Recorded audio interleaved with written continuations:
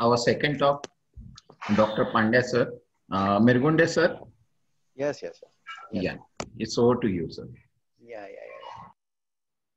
I'm very much pleased to introduce this speaker, Dr. Satish Pandya. He is a consultant pediatrician and counselor at Varun Children's Clinic and Counseling Center at Baroda. He's at national level. He's known figure. He was National Vice President West Zone last year, 2019. He was past president of AOP and NNF Gujarat. He's past chairperson of CMIC, our computer chapter of IIP. And he's a national trainer and faculty for several IIP modules. And he has contributed various chapters to several books. And his areas of interest are infectious diseases, vaccinology, counseling, computers in clinical practice, adolescent medicine, and promotion of rational therapy. Today, he will be talking on OPD in COVID. Everybody is very keen to listen to your talk. Sir, please go ahead. Thank you very much.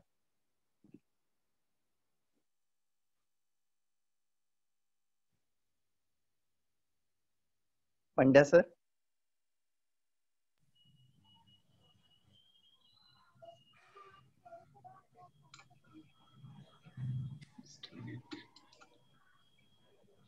Hello.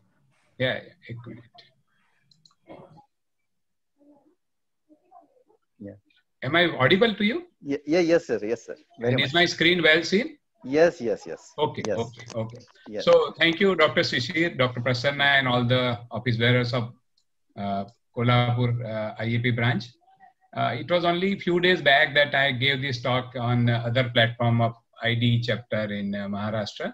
And the very same day, I got a call from Dr. Prasanna. And I was very happy to say yes, because sharing knowledge and experience is always a pleasure. And although physically I have never visited Kolhapur, Kolhapur reminds always about Kolhapuri chappal, that we have a whole lane of these beautiful chappals in Baroda. Baroda also has a lot of Maharashtrian population. So it's always a pleasure to be with you all. And talking about OPD in COVID, let us talk about some realities. We heard Dr. Rajan,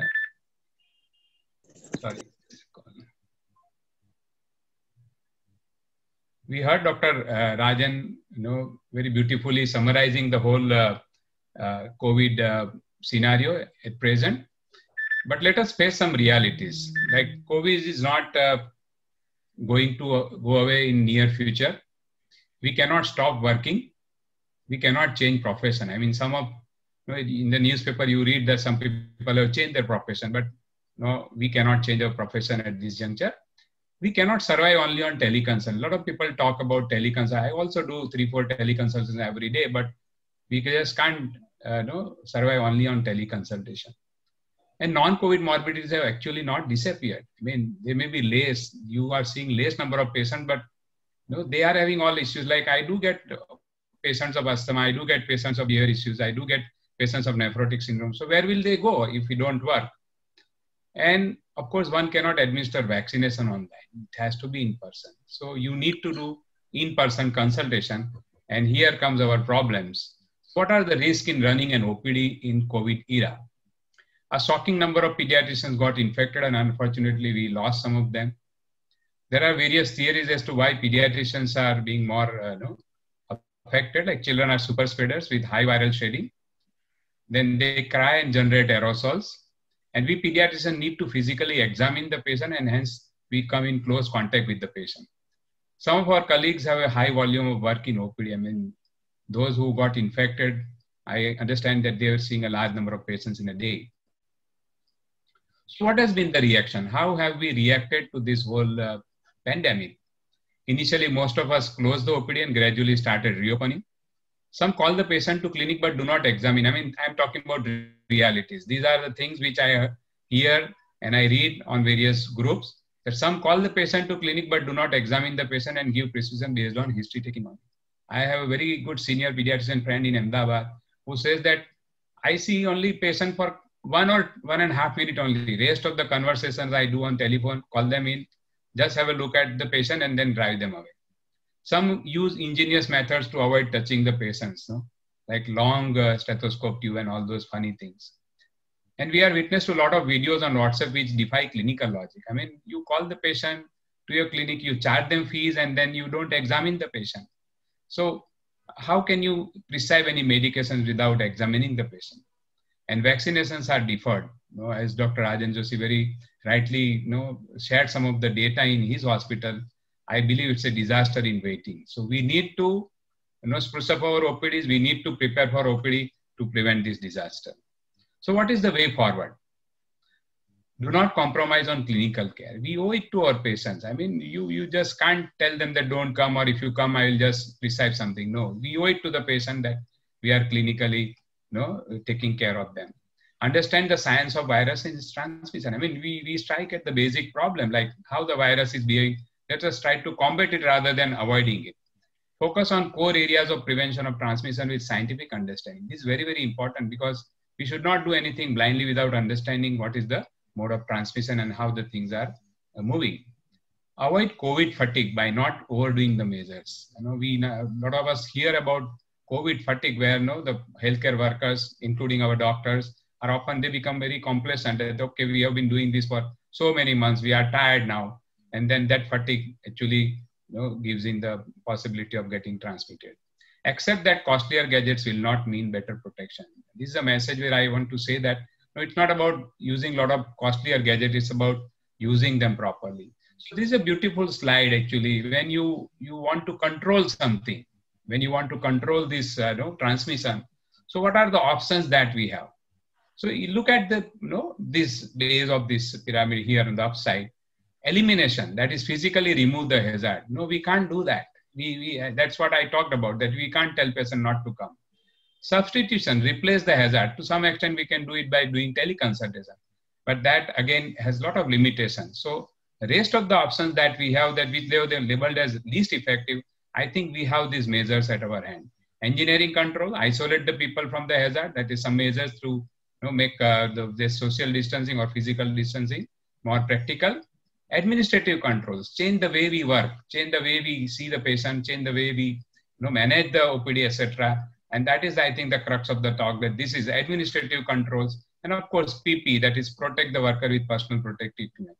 So these are few things which we need to focus on.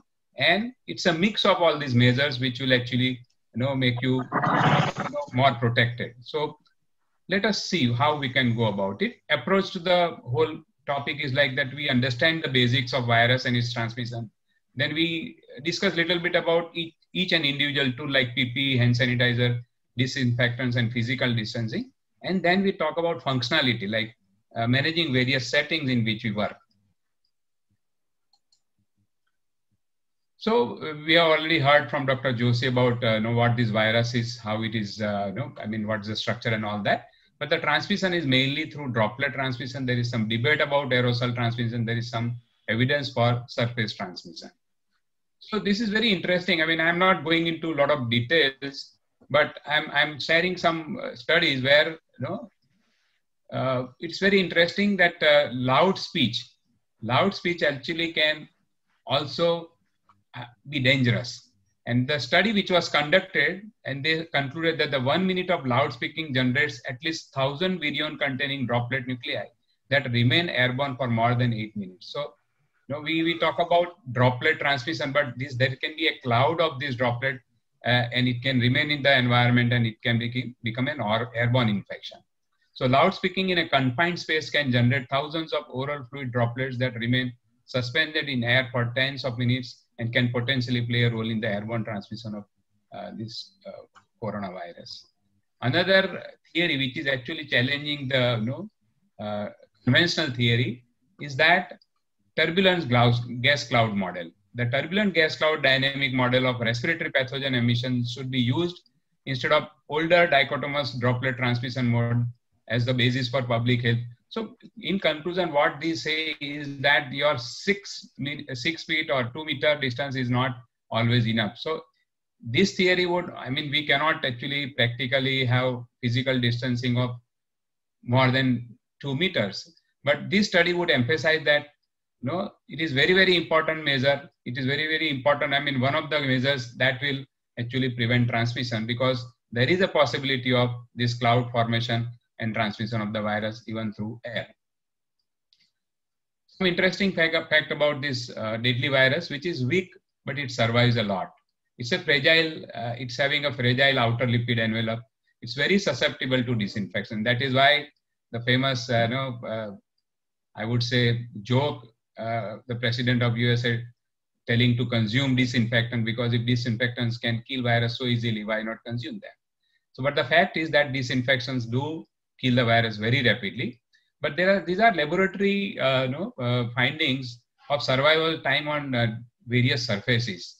1 day on cloth and wood, 2 days on glass, 4 days on stainless steel and plastic, 7 days on outer layer of medical mask, 4 hours on copper, and 24 hours on cardboard. I mean, these are laboratory experiments, proven data, but it will be helpful to remember this data because it will make us aware about what kind of fomites can carry the virus. So what are the tools that we have? PPE, disinfectants like soap, hand sanitizer, cleaners, various physical guards, and measures for physical distancing. So let us discuss. What PPE should we use in our OPD? So there are differing guidelines. I mean, if you search for it, you will have a lot of guidelines from Ministry of Health also. You will get guidelines from AIIMS. You will get guidelines on CDC.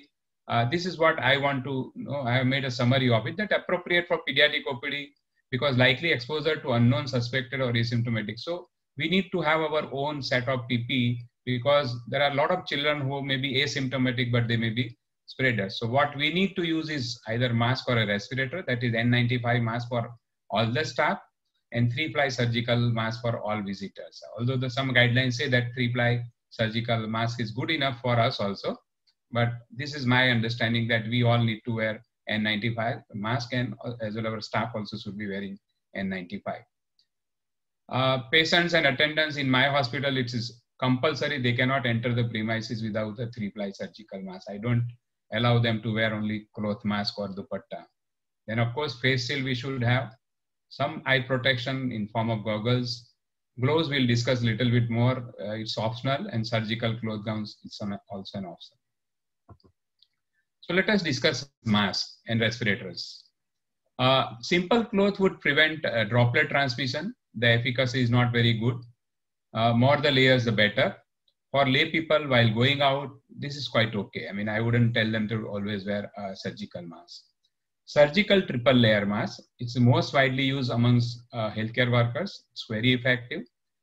But we need to check the 3 layers and avoid spurious products. They may be not be having the necessary 3 layers. So we need to be careful about what kind of surgical mask that we are using. It has a major limitation, and it's poor sealing. You can't fit it on your face very well, and it does not prevent the transmission of virus through the edges. So that's the biggest limitation of this 3-ply surgical mask. It's recommended for visitors and healthcare workers not involved in aerosol generating procedures as a second choice. My first choice would be N95. So this 3-ply surgical mask has 3 layers. The outer one hydrophobic, then the middle one filter, and the inner one is absorbing. So what I do when I purchase a mask, I cut the mask and see for 3 layers. I mean, if you Google or you look at the YouTube, you will find some videos where people are using different methods to confirm whether these layers are the appropriate ones or not. The simple way to do is just cut it and at least ensure that it has 3 layers. Put drop of water and see the repellent and absorbing property of that. So that's easy to do. Now we talk about the N95 mask. That is actually the name for this mask is filtering face piece respirator. This is a respirator. So this is FFR. It's popularly known as N95 or PFF2. So these are disposable half face piece respirators that filter out particles such as dust, mist, and fumes. They do not provide protection against gases and vapors. The interesting thing is that all these respirators were actually being used in the industry. It was to prevent the occupational hazard. And of late, it has come into use as we understand the microbes better. We have started using these respirators in healthcare settings. So N95 is supposed to be the base for protection of healthcare workers. Efficacy of filtration is 95%. There is better sealing than 3-ply surgical mask. There are, of course, limitations, like it's not very comfortable to wear. M3 brand, which is, I mean, the most standard brand across the world, which is a leader, but it has very tight elastic strap. Just to assure that you have a very rugged fitting on the face, it has very tight elastic strap, and there is a metallic nose clip, which is also again a very, very strong kind of a metal that they are using. There are doubts about other available products, and variety of certificates are flaunted by various companies. Availability and cost, there is a lot of variation. I mean, whenever it is available, I try to use M3, but it's not available, then we do use Indian-made N95 mask. And these are some of the standards that they follow in various countries. Like in United States, all N95 respirator used in occupational settings are approved by the National Institute of Occupational Safety and Health and used in accordance with that OSHA standards. So surgical N95 respirator is NIOSH approved N95 respirator that has also been cleared by the FDA surgical mask. So earlier they were used for industry, now it is approved by FDA for healthcare settings. And this is interesting to know that there are various performance standards and there are various nomenclatures. So these are some of the countries which have their own standards, and there is an equivalent of N95 against that. Like in Australia, the P2 is equivalent to N95. Brazil, it is PFF2 equivalent to 95. In China, it is a KN95 which is equivalent to N95. So these are various things. In India, we are using this N95 standard and this the same one which is used in other countries like PFF2 also we are approved to use. So when I use some masks, I do ask for their certification, and these are some of the certificates which I have read actually that what kind of analysis that they are doing. And this is one very well-known laboratory which is testing this PPE for their qualities. This is known as South India Textile Research Association, that is SITARA. So I think we should have some knowledge about that these standards are applicable to the mask, and we should be vigilant and we should be inquiring with the supplier as to what kind of standards they are supplying. This is N95 M3 mask, which I am using 8210. This is the outer side, this is the inner side. Pretty comfortable because the material is soft. There is a soft sponge on the nasal clip. And this is how I dissected it and saw all the 5 layers. But the problem which I gather is because of this metallic clip, you get this permanent hyperpigmentation and mark. And at the end of the day, when you remove it, there are creases on the face. So you look little older than what you are. So N95 made in India, of course, I mean, we need to promote what we manufacture in India. Just ensure that they are following certain standards. And these are the various available things. Again, I dissected this N95 and see all 5 layers. Now there is a issue of reuse of N95 mask because of the shortage or the cost. Earlier also this was recommended to reuse, but ideally it is not to be reused. It is meant for single use for few hours according to industry standards. Manufacturer's recommendation is to change when wet, soiled and breathing. There is some breathing difficulty, but again, this is for industry use. In healthcare setting, we are using it for different purpose in a different environment. So in case of shortage or cost consideration, we can reuse it. And there was a very famous AIMS protocol guideline moving the circles where they used to reuse the mask. I also do sometimes because if there is shortage, this is not always very freely available. So what I do is keep a paper bag. I mean, plenty of them with me. At the end of the day, after use, I put it there. I put a label on there. I put it in a place which is not really in near vicinity of our working. And then at the end of 7 days, 10 days, 15 days, depending on availability of fresh ones, I reuse after 7 days, 10 days, or even 15 days. So this is one way of using it. Something about elastomeric respirators. These are the high-end respirators. I do not know how many of you are using it. Some of my colleagues in the initial part, they promoted it because they thought that this is the base that you can have. I also purchased it one, but I have never used it. And these are the various types. I will not go into details for shortage of time.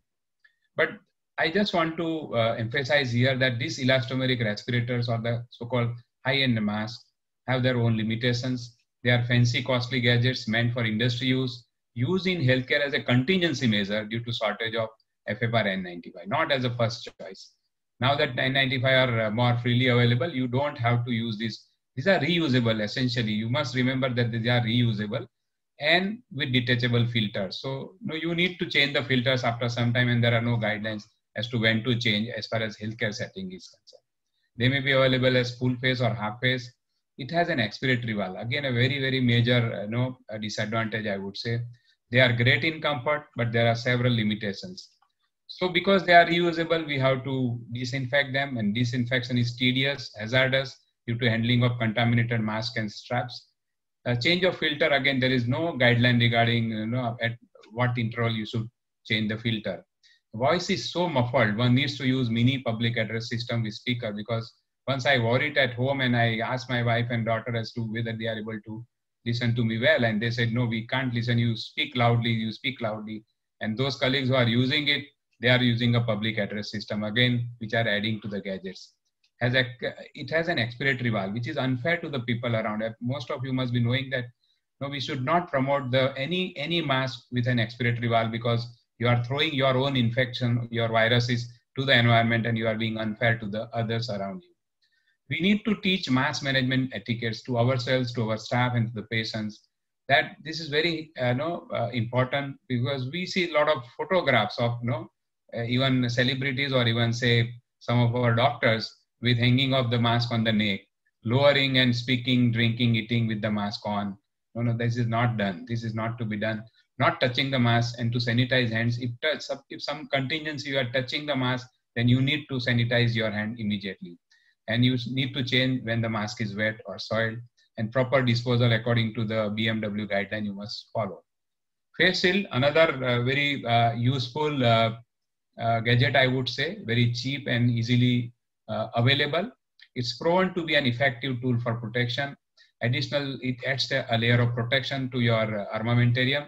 It's cheap, disposable, and the disposable ones are cheap, and they may prove costly in the long run. The disposable ones have a flimsy material, and they become opaque very soon, so your visibility is compromised.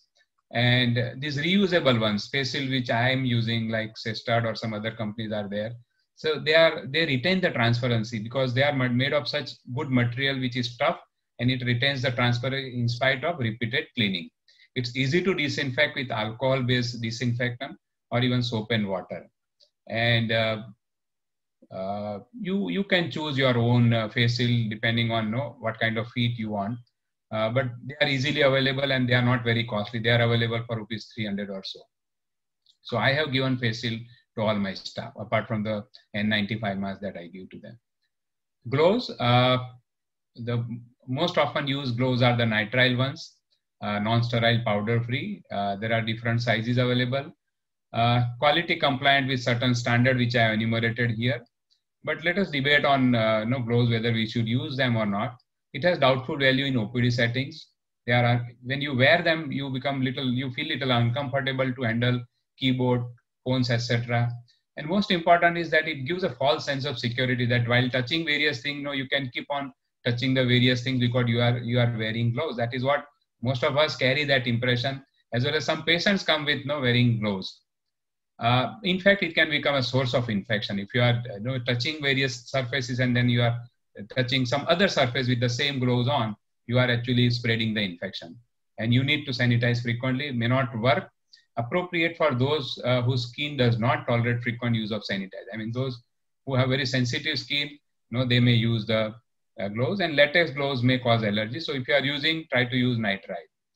Gowns, impervious, full or half fabric, half impervious material are available for use in OPD, not very recommended.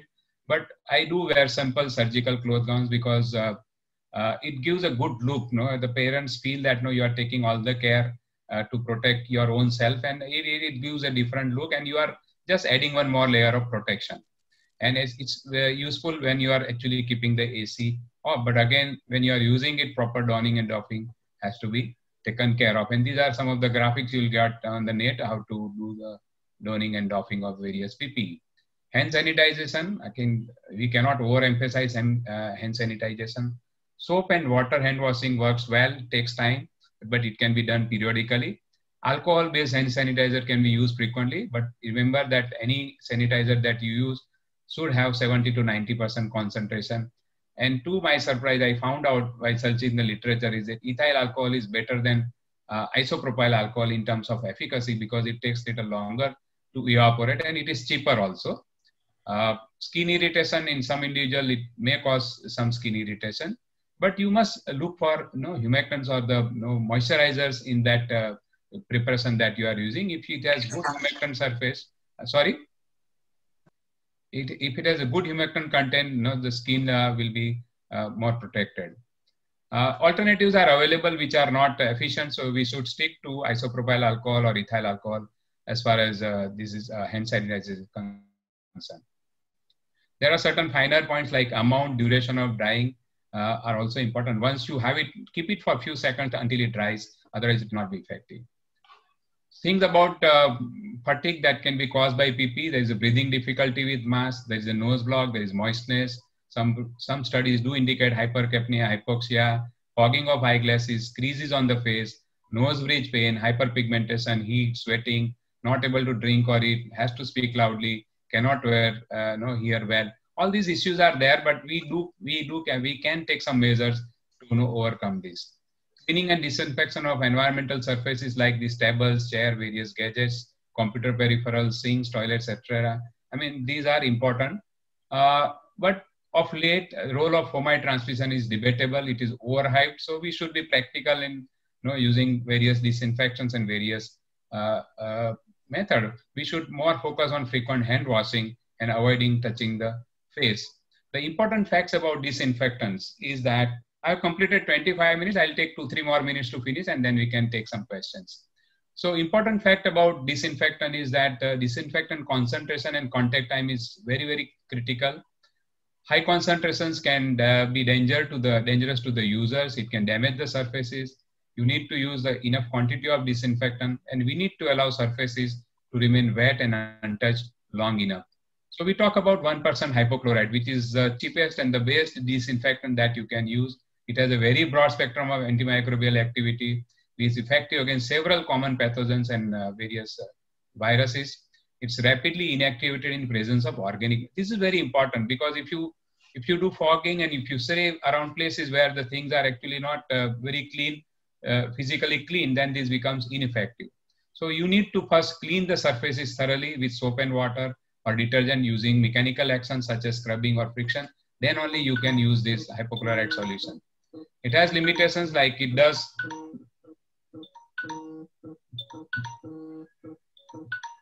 Okay, this was my alarm which was ringing after 25 minutes. So I will finish in 2-3 minutes more.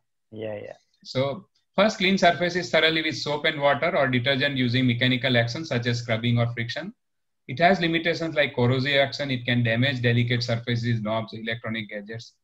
And some of us actually have found that after using that. So important facts about using hypochlorite, that in indoor spaces, routine application of disinfectants or environmental surfaces by spraying. I mean, this is very, very important that spraying or fogging is not recommended for COVID-19. I mean, a lot of us started fogging our premises, started spraying our premises with this. This is not done. It is ineffective, it is hazardous, and disinfectants are to be applied with a cloth or a wipe that has been soaked in disinfectant. Rather than spraying hypochlorite everywhere, it's better to do a wet mopping with a mop which is soaked in hypochlorite. And you need to leave for 10 minutes. I mean, you just can't get it again dry very soon. Spraying leaves untouched surfaces and can generate aerosol. So this is the disadvantage of spraying. Alternative to hypochlorite for various surfaces, of course, you can use isopropyl alcohol, and there are wipes available to use your delicate thing, which you can use. But do not do this. I saw some of our colleagues resorting to this tunnel or cabinet or chambers, which is not at all recommended. WHO says that there is a physical as well as psychological harm by using these so-called tunnels and chambers. So please do not use it. There is eye and skin irritation. There can be bronchospasm. There can be GI side effects. So big no to this kind of chambers. Frequency and cleaning of disinfection is also important to remember that there are different guidelines for different settings. For example, in OPD rooms or floors, depending on how much turnover of the patient visit you have, you can do it 2 or 3 hourly. High touch surfaces like examination table, etc., can be ideally cleaned after every visit. UV radiation, I will not talk much about it because I don't believe in it, because there are other cheaper measures which you can take to ensure good prevention of transmission. But if you are using UV radiation, then you need to remember all these things. That its effect depends on the dose, wavelength, distance, time, placement, age of the lamp, duration of the use, room size. So these are the things that we need to remember if you are using UV rays. So get familiar with what kind of equipment that you are using, and all these factors should be considered before you use that.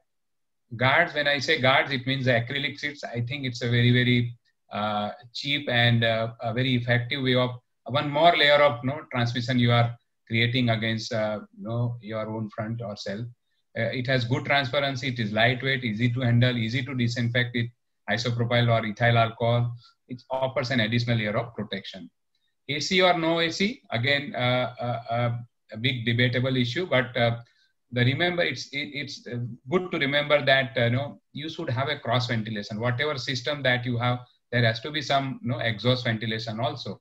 So there are issues of recirculation and turbulence causing more transmission in a closed space. So if space is not cross ventilated, one needs to use AC to avoid discomfort and thermal stress. Can put an exhaust fan. If you are having an AC, put an exhaust fan, arrange to have it. Can keep windows partially open so that there is cross ventilation. Ideal is to have a cross ventilation where you don't need an AC and you can do without an AC. Of course, without AC in a closed space, there is a thermal stress and it makes you more prone to infection. Physical distance, we already discussed some studies which say that even 3 or 6 feet is not enough. So make sure that you are trying to keep the distance. Crowded OPDs are very, very dangerous. So you need to make arrangements. So management at different levels of functioning.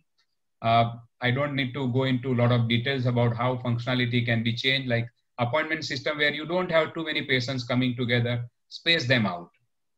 And at various levels, like say reception or consulting room or procedure room, you need to have certain set protocols in your system where all these precautions that we have discussed, all these PPEs and disinfection measures that we have discussed, they have to be applied everywhere. So a glimpse of how, I mean, ideally it can be, this is my waiting room. There is a huge distance between the benches. So physical distancing can be well maintained. And this is a typical example of my consulting room where I have tried my best to do the things in an ideal way. So between me and the patient, there is a distance of 5 to 6 feet. There is an acrylic guard here. I am wearing a gown, surgical cloth gown. I am wearing a cap. I am wearing a face shield. And then there are, of course, there is a N95 mask with a surgical mask over that. Look at this display. It's a 32-inch display. This is my computer screen. That is my desktop. Whatever I want to explain them, whether it is my precision or something, anatomy or something which I want to explain, this mother sitting here can very well read it here. So, some people don't even actually give precision themselves or explain them. It's all given at the outside, and I would like to explain my precision to patient in my own way. So this is how the technology can be used. I have an AC here, but there's a good cross ventilation. So nowadays I don't use AC, but I keep these windows open exactly opposite to these two windows. There are large windows. I'm sitting on second floor. There's good cross ventilation. But if you don't have that, put a small exhaust fan. So all these measures can be very, and you can innovate also. Like, so in this is an examination table. Now, how do we actually disinfect the table every time the patient goes? So what I have done is that I have put this synthetic sheets. I have kept a roll, and every time the patient goes, I disinfect them. That is disposed, and a new one goes. You can use paper roll, but that becomes costly. So to summarize, SMS is the most important: the social distancing, the mask, and your sanitization. So these are the three key ingredients for running your OPD. Thank you for your kind attention. And lastly, I would like to say that training our staff, whatever I have talked to you, should be also told to our staff so that they also do not become victim to this corona. Thank you so much for your kind attention. Thank you. Yeah, thank you very much, sir, for your comprehensive coverage of OPD management in this corona pandemic. We have to accept, everyone, that we cannot run away from this situation. We have to live with corona virus, and we have to get adjusted. So this was a very important topic of today's webinar, because hereafter many of us we will have to go to OPD and restart, and because of our decreased vaccination OPD, we have to accept this as a challenge, and we have to improve our vaccination coverage in our patients. As Doshi sir also told, his vaccination coverage has come to half. So sir also mentioned in his slide, we are waiting one more pandemic or what? So we have to be alert, because so many vaccinations are going down and so many epidemics may come. So you have already warned us, and all aspects of OPD management you have covered, right from mask and PPE kit and so many things. Just want to make one more comment. This is just one small comment, and that is about use of digitalization. During this lockdown period also, I could send SMS to all my patients that I am going ahead with the vaccination. So please come on so and so do it. So vaccinations will be done. So we can use digital technology. We can spread the message to the patient that no, our OPD is safe for your child to come and get vaccinated. Yes, sir. Very important message. Yes, sir. Well, a few questions from chat box. Somebody is asking, are PPE kits 100% protective? Dr. Arindan Banke. So when you say PPE kits, there are various parts of the PPE that you are using. But I would say in the OPD setup, if you are using N95 mask and a face shield and an acrylic guard, I think you are pretty safe. You cannot say that you are 100% safe, but then you have to work, as I said. Hopefully, we are safe. Rather than doubting the efficacy of all that we do, I think we should focus more on how best we can use them. Yeah. See, sir, in government setup where I am working in, initially when any person comes positive, they used to warn him, you have not used your PPE gears properly, that's why you are positive, you are responsible. So they presume, government presume that it is 100% protective. It's always a mystery as to how some of our pediatrician colleagues got the infection. Some of them actually succumb. Some of them are doing well even after infection. So we wonder whether they were not using their PPE well. No way to know about it. But I think as far as our own self is concerned, our staff is concerned, we must take all the precautions without having any doubt in our mind that these things do help us. Yeah.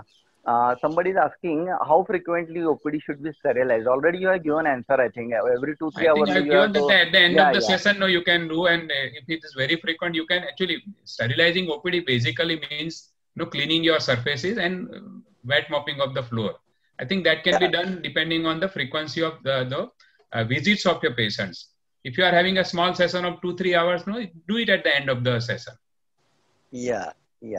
And somebody wants to get comment from you about rotation of N95 masks. Can we reuse it? Yes. See, earlier because N95 masks were not available, it was promoted to reuse them with rotation. So it is quite safe because, as we have noted, the virus may survive on the surface of a mask for 6 to 7 days. So it is good to put it in a paper bag, keep it for 7-10 days, and then reuse it. So you can have a set of 10 masks, I would say. AIIMS had recommended 5 masks. I would recommend 10 masks. So have a set of 10 masks and you can reuse it every 10 days. And through this time, by the time you use it second or third time, you will realize that it is soiled with moisture and there are some spots of dust and all that. So you discard it.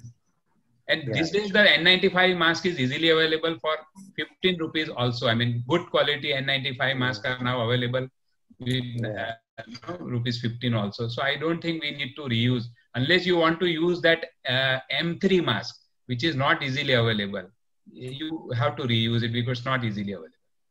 Yes. One more comment they want, 1% hypochlorite solution, how to be prepared. So they are available as various ready-made preparations in the market. Some of them are available as 16%. Some of them are available as 5%. Some people can use even powder also. But I would say it's easily available in 5% or 60%. So you say, for example, if you are using 16% concentrated hypochlorite, you take, I think 6 liter and you add 100 ml of this into that. That makes it 1%. That is how I have calculated for my setup. So you have to just do a mathematical calculation and what kind of percentage saturation that you have at your end. So if it is 5%, accordingly dilute it. Yes, sir. Yes, sir. Yes, sir. Thank you very much. Thank you very much, sir, for your precise talk. My pleasure. And I hope all delegates are benefited and they will restart their OPD with better strength hereafter. Thank you very much. Thank you for your invitation. Thank you, Shishir sir. Thank you, Pandya sir.